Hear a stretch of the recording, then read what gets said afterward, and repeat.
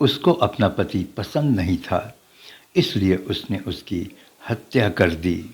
बेचारे जगदीश सालुंके को अभी 3 ही महीने हुए थे शादी किए हुए, लेकिन बीते 6 मार्च को उसकी पत्नी वृषाली ने जगदीश को मार डाला और चोर-चोर चिल्लाकर पूरे कॉलोनी को सिर पर उठा लिया। छाती पीट-पीट कर वहाँ इकट्ठा लोगों से कहती रही कि चोरों ने उसके पति जगदीश को मार डाला है। आप सलाम हिंदुस्तान देख रहे हैं। प्लीज़ चैनल को सब्सक्राइब करें और बेल आइकन को दबाना न भूलें। ये घटना मुंबई के निकट कल्याणपुर स्थित कोलसेवाड़ी की है। कोलसेवाड़ी परिसर के दुर्गा मंदिर के पास जगदीश सालुंके अपनी पत्नी त्रिशाली के साथ रहता था। एक दुल्हन के दुखदाई खेल ने कल्याण को ही नहीं बल्कि समूचे मुंबई को हिलाकर रख दिया था। जगदीश अंबरनाथ के एक फार्मास्यूटिकल कंपनी में काम करता था और वो अपने भाई कांचन सालुंके के साथ रहता था। लेकिन वैशाली ठाकरे से शादी होने के बाद उसने बड़े भाई के घर को छोड़कर उसी सोसाइटी में एक फ्लैट किराए पर लेकर रहने लगा था। जगदीश सालुंखे और वैशाली की शादी को अभी मात्र 3 महीने ही हुए थे कि अचानक 6 मार्च 2019 की रात को जगदीश सालुंखे के यहाँ से चीखने चिल्लाने की आवाज़ें आने लगीं। ये चीखें वृषाली की थीं। लगभग रात के 11 बजे का वक्त था। वृषाली ने अपने पति जगदीश सालुंखे के मामा नंदलाल सौदाणे, जो कि पास में ही रहते थे, उनको कॉल कर बताया कि अभी थोड़ी देर पहले घर में कुछ चोर घुस आए थे। लूटपाट करने के दौरान उन्होंने जगदीश को काफ़ी मारा पीटा और उसकी हालत इस समय काफ़ी खराब है। वृषाली की बात सुनकर नंदलाल मामा के तो होश ही उड़ गए। उन्होंने जगदीश के बड़े भाई कांचन सालुंखे को सूचित किया और फौरन घटनास्थल की ओर चल पड़े। थोड़ी ही देर में इस घटना की खबर पूरे इलाके में जंगल के आग की तरह फैल गई। जगदीश के दोस्त व उसके रिश्तेदार घटनास्थल पर पहुंचने लगे। लोगों ने देखा कि जगदीश कमरे के बेड पर अचेत पड़ा हुआ है और फर्श पर चारों तरफ सामान बिखरा पड़ा है।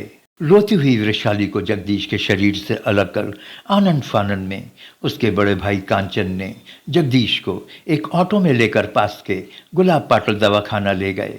दवाखाना के लोगों ने उन लोगों से जगदीश को किसी बड़े हॉस्पिटल में ले जाने के लिए कहा।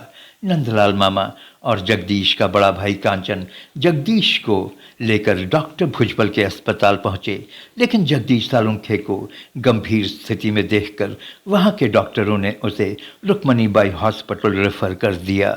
रुक्मणीबाई हॉस्पिटल के डॉक्टरों ने जगदीश को मृत घोषित कर दिया। जगदीश सालुंखे मर चुका था।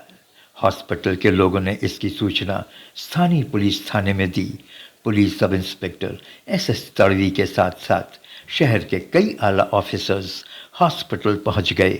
सारी फॉर्मेलिटीज़ पूरी करने के बाद जगदीश का शव पोस्टमार्टम के लिए भेज दिया गया। घटना के दूसरे दिन वैशाली ने पुलिस को अपने बयान में बताया कि जगदीश के काम पर से लौटने के बाद वह सब्जी खरीदने मार्केट चली गई। बाजार से लौटने पर घर का नज़ारा देखकर वो भौचक रह गई। घर का सारा सामान बिखरा पड़ा था। उसके शादी के सारे जेवर गायब थे। बेड पर पड़े जगदीश के पास वह दौड़कर पहुंची। जगदीश बेहोशी की स्थिति में था। उसने फौरन अपने पति के मामा नंदलाल सौदाणे को फ़ोन कर उन्हें सारी जानकारी दी। लेकिन पोस्टमार्टम रिपोर्ट के आने के बाद वैशाली पुलिस के रडार पर आ गई। जगदीश सालुंखे के परिवार वालों ने पुलिस को बताया कि वृषाली इस शादी से खुश नहीं थी। शादी के पहले वो 2 बार जगदीश सालुंखे से शादी करने के लिए मना कर चुकी थी, लेकिन अपने परिवार के दबाव के कारण उसने ये शादी की थी। 23 वर्षीय जगदीश सालुंखे जलगांव के रावेर का रहने वाला था। उसके पिता गोकुल सालुंखे की थोड़ी सी ज़मीन के साथ एक हेयर कटिंग की दुकान थी। पढ़ाई पूरी करने के बाद जगदीश अपने भाई कांचन के साथ कल्याण के कोलसेवाड़ी में रहने आ गया। जल्दी ही उसे एक फार्मास्यूटिकल कंपनी में नौकरी मिल गई। घर वालों को अब उसके शादी की चिंता होने लगी थी। उनके किसी रिश्तेदार ने मलाड के रहने वाले ठाकरे परिवार के बारे में व वृषाली ठाकरे के बारे में बताया। 22 वर्षीय वृषाली एक खूबसूरत मॉडर्न लड़की थी। रिश्ता तय हो गया, सगाई भी धूमधाम से हो गई और 6 महीने के बाद उनकी शादी की तारीख तय हुई। लेकिन इस बीच जगदीश और वृषाली का मिलना जुलना शुरू हो गया था। थोड़े ही दिनों में एक सीधा साधा गांव का जगदीश सालुंखे वृषाली की नज़र से उतर गया। वृषाली को मुंबई का एक आधुनिक विचारों वाला मॉडर्न पति की चाहत थी। एक दिन एक मुलाकात में अचानक वृषाली ने जगदीश सालुंखे से कहा कि उन दोनों के विचार एक दूसरे से मिलते नहीं हैं। शादी के बाद दोनों की जिंदगी नरक हो जाए, उसे इस शादी से इनकार कर देना चाहिए। बेचारे जगदीश सालुंखे को काटो तो खून नहीं, उसके पैरों तले जमीन खिसक गई। जगदीश का घबराना लाजमी था, क्योंकि अब तक उसके घर वालों ने शादी की काफ़ी तैयारियां कर ली थीं। सारे रिश्तेदारों, दोस्तों, यारों को शादी का कार्ड भी भेजा जा चुका था। जगदीश ने वृषाली को काफ़ी समझाने की कोशिश की, लेकिन वृषाली उसकी बात सुनने को तैयार नहीं थी। उसने साफ कह दिया कि अगर उसकी शादी ज़बरदस्ती की गई तो वो जहर खाकर आत्महत्या कर लेगी। वृषाली के परिवार के लोगों को जब इस बात का पता चला तो उसके घर वालों ने उसको काफ़ी डांटा फटकारा और वृषाली किसी तरह शादी करने को तैयार हो गई। लेकिन दिल से वो जगदीश को फिर भी स्वीकार करने को तैयार नहीं थी। कभी होटल में बुलाकर जगदीश से शादी टालने की बात करती तो कभी कैरियर की बात करती, लेकिन अंततः उसकी शादी जगदीश सालुंखे के साथ 29 दिसंबर 2018 को हो ही गई। अभी शादी के 3 महीने ही गुजरे थे। शाम को काम पर से लौटकर आए जगदीश के खाने में वृषाली ने चूहा मारने वाली दवा मिला दिया।